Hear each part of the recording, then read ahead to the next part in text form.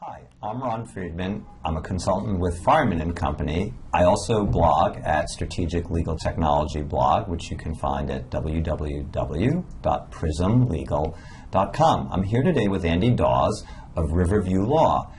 Andy is the Vice President of North America. Riverview Law is a English or British-based law firm. It's what I call a new model law firm. So Andy, it'd be great if you could share with the audience a little bit more about Riverview Law and what makes it what I call a new model law firm. Thank you. Yeah, I'd love to. Absolutely. So Riverview was born out of an HR outsourcing company in the UK called Advisor Plus, also one of our shareholders. Advisor Plus does a range of work in the HR employment sphere in the UK with small companies right the way up to FTSE 100 companies. And typically that involves the outsourcing of large elements of the in-house team's HR work. We were finding that the clients in Advisor Plus were coming to us and saying, look, we love what you're doing, but you end up handing over to our in-house team or to third-party lawyers at the point at which legal proceedings commence. And we'd like to explore whether actually you could continue to work. So why not be the lawyers as well? Absolutely. Lovely question to get, right? So we took that very seriously, of course, us to take a hard look at that, alongside the fact that we were being approached at the time by a number of law firms who were coming to us and saying, we quite like the sound of what you're doing in this space, maybe we could partner in some way, maybe you could license your platform. And the broader context, of course, being the Legal Services Act, which was setting the stage for some and so I think because we have both the U.S. and UK audience, not everyone in the U.S. may be familiar with this. As I understand it, the Legal Services Act has essentially deregulated the UK-British market, or maybe more precisely, it's allowing outside investors to operate law firms. Is that a fair summary? I think it is. Deregulation or re-regulation. Right, it's not regulation free. Yeah, exactly. I know there's issues there. We won't do a deep dive, but essentially this means non-traditional players can enter the legal market in competition with law firms. Absolutely. There are two main things that sort of grabbed the headlines. One was, of course, that law firms could, under the regime, by applying for an alternative business structure license, they could actually attract outside investment. Right. The second being that businesses could actually practice legal services. And we won't do a deep dive here, but there are several instances of these so-called ABS, alternative business structures. Absolutely. Okay. And you mentioned in there, and we are, I didn't say earlier, but we are here at Legal Tech. The last day, the show has officially closed, but we're in this technology environment, and you mentioned technology. What can you say a little bit more about the technology Riverview Law is using? I mentioned that we were sort of born out of Advisor Plus, and in some senses, arguably Riverview is a startup. In other senses, and technology is one of them, I think, perhaps not. So over the course of 10 years or so at Advisor Plus, we built up a proprietary technology platform there that enabled us to work with clients very much in the way that we were wanting to, that we didn't find anything else out there quite ticking those boxes. So it helps us to manage workflows. It's a great interface for sort of interacting with the client, and captures a lot of data along the way as well, which leads to management information, which is one of the big sells there. So tying those two together, do you think that any comments on the sort of the alternative business structures, outside investment, and the ability to invest in technology? Because I think a lot of U.S. firms have found that a challenge. So is this a direct result of the outside capital? In this particular case, perhaps not. I think there will be cases where it certainly is. I think this is very much born out of that existing relationship. Carl Chapman founded Advisor Plus, of course, CEO of Riverview Law. So the lessons learned over the 10 years there in that platform enabled us to deploy that in Riverview in an appropriate way. So that's right. So you said it evolved, but I think what's interesting for the U.S. audience is that we may see more technology emerge from this. I don't doubt that. And perhaps you can just say a few words that this, from what I've read, and we've had some offline conversations, fairly different approach to costs. Maybe say a little bit about that. Absolutely, yeah. I mean, I think it's just taking one step back from that, I suppose. You know, what we did in deciding to approach the market was to then determine, of course, what's the entry point going to be? What's the, what shape does this take? Having looked at that, asking a number of questions along the way, such as, what is it that clients actually want? How do you organise yourselves best to then deliver that? What kind of people do you say need? Sales?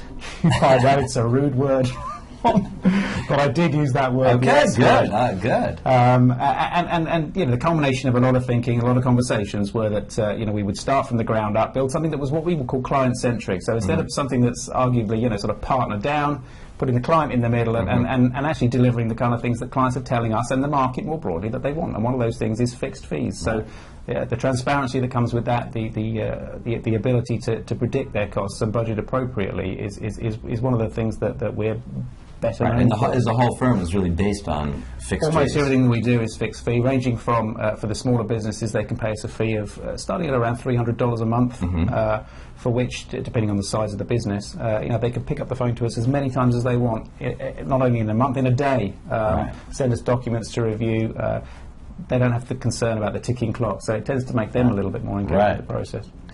No, it's fascinating. So it's, clearly you've mastered some of the risk around how much clients will tap into the service. So you have that experience and know-how, which is hard to replicate, I would say. Absolutely. That was certainly something we learned along the way in Advisor Plus on a model that's not that dissimilar in some respects. Right. So I don't know how easy it would be to replicate this in other countries. So I know Australia has had some deregulation. Comments on how this might play out in Australia, which has deregulation, the U.S., maybe even Canada, although I think Canada is like the U.S., so it's probably the same issues. Good question. Obviously Australia actually were the first mover, if you like, in this particular area, and have got Slater and Gordon over there, of course, the first publicly traded law firm in the world, which is quite a claim. I think it'd be fair to say there's probably been less activity across the board there than there has in the UK just in the last year there, since the Legal Services Act fully came into being. What's interesting is the European picture as well. So what we're finding in Europe is that the Troika, which is the the name given to the triumvirate, if you like, of the European Commission, the European Central Bank and the IMF, the International Monetary Fund, who of course are bailing out European countries. Well, what's become evident is that the bailout doesn't, of course, come without some terms. And one of the things that they're very much seeking to drive in Europe with those countries where they are giving significant sums of money is actually a liberalisation of professions. So actually, on the back of that, Ireland, Portugal and Spain potentially as well are seeing some of the changes that we're seeing in the UK as well, for different reasons. So without asking specifically about plans, what I understand you to say is if the European governments act, this might give you the opportunity to apply the same model in the European countries. Is that a absolutely, fair absolutely, yeah. External investment is becoming a possibility in countries beyond the UK now. And here in the United States, it is by state, and my recollection is while the ABA 2020 Commission adjusted some of the rules, I don't see very many signs of liberalization. In fact, is it New York that may have sort of made explicit to try and, why don't you have a few bars about that, because I haven't followed all the details. That's a good question, and in fact there's a link there to the European picture as well, because the ABA actually wrote a letter to Christine Lagarde, the head of the IMF. Right, who, by the way, for the audience, Christine Lagarde was the managing partner of Baker McKenzie. Absolutely. So she knows something about big law and large law firms. Okay, so they wrote a letter to Christine Lagarde. They wrote a letter expressing their deep concern about what was beginning to happen in Europe by way of the liberalisation of meaning this is a bad thing. Absolutely. And that was signed. Is this a letter that was signed by general counsels or by the ABA? This was from the ABA and another European organisation actually that wrote to express their concerns. Of course, as you mentioned, more locally, the New York State Bar and the ABA more recently have reaffirmed their positions on external ownership. Right. Made it very clear that that's not something they entertain. Right. And you can pass on this one if you like, but there have been some blog posts recently or articles saying that in the U.S. where partnership has become all about the money, what's the difference between outside investors and partners who are maximizing revenue? So maybe I'll say that. Any comments, or you want to say stay? No, I'll take a answer to that one. I think those are fair comments.